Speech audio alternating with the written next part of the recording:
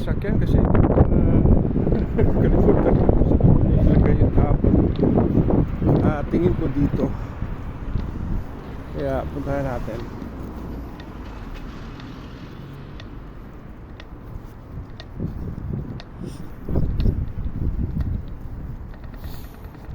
So dito pa rin ako sa The Hague, the Netherlands. Pauwi na rin, kaya babalik na ako sa bahay. Ang problema, saan kaya yung sakyan ko? Parang dito yun eh. Dito nakapark yun.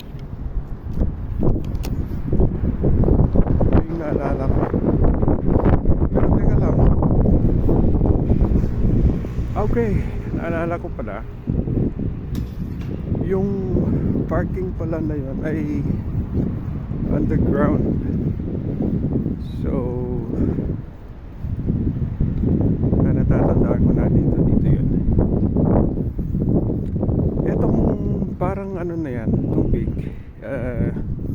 hindi naman lake yan eh, fiber, ano pa tawag nila dyan, fiber something, na parang lake siya. Ayan. Yan, pag nakita nyo yan, ang ganda no? Ganda. So actually, ang parking ay nasa ilalim na yan ng tubig na yan. Nandyan yung parking. Ayan oh. Ganda. Diba? Sa paligid dito ay may mga shops, kaso lang linggo ngayon, so sarado. Okay, so babalikan ko yung aking sasakyan dahil pauwi na rin ako. Pero teka lang, bago ako makapasok dyan sa parking na yan, sa ilalim ng tubig na yan, kailangan ko ng code ng aking parang entry code. So hanapin natin. Sa email yun eh.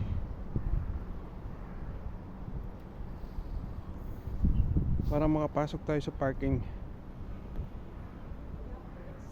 Wait lang. So ang ganda oh. Buti maganda pa rin panahon ngayon, kaya kaso lang parang nakakapagod na umikot. Hindi na ako umikot ng The Hague. Ito, tingnan natin.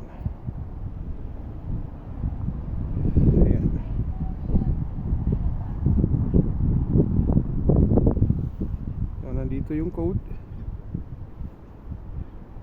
Ayan o. Ayan. Ito yung kailangan ko sa cellphone para makapasok dyan sa ilalim ng tubig na yan na parking lot. Okay, so pasok tayo. Paalala ko, dyan ko naiwan yung sasakyan ko eh.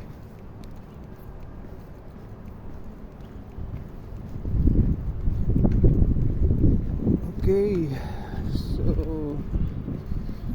dito tayo. Ginaw pa rin mga kapatid.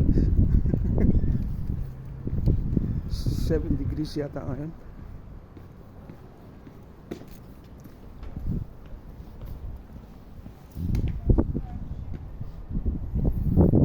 So ito na.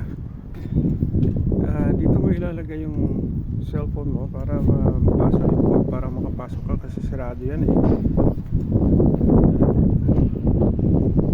Ayan, pass. Buti naman. So lalakarin ko na lang punta dun sa sakyan ko. Alala ko ay nasa minus 2. So ito, sa ilalim na ng tubig to ha. Yung pinakita kong ano kanina, pinakita kong tubig na parang lake. Ito, minus 1. So isa pa. Bababa pa ako, bababa pa.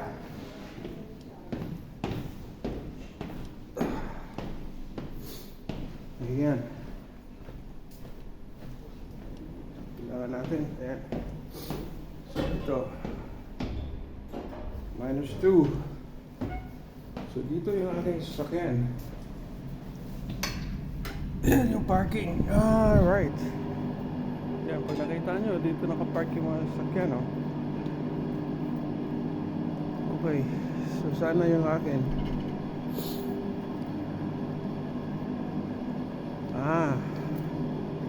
So mga kapatid, sa ilalim ito ng tubig, ngayon pinakita ko kanina.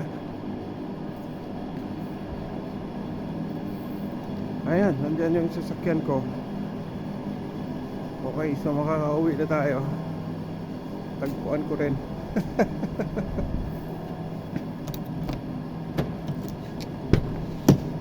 Alright. So, balik tayo sa bahay na.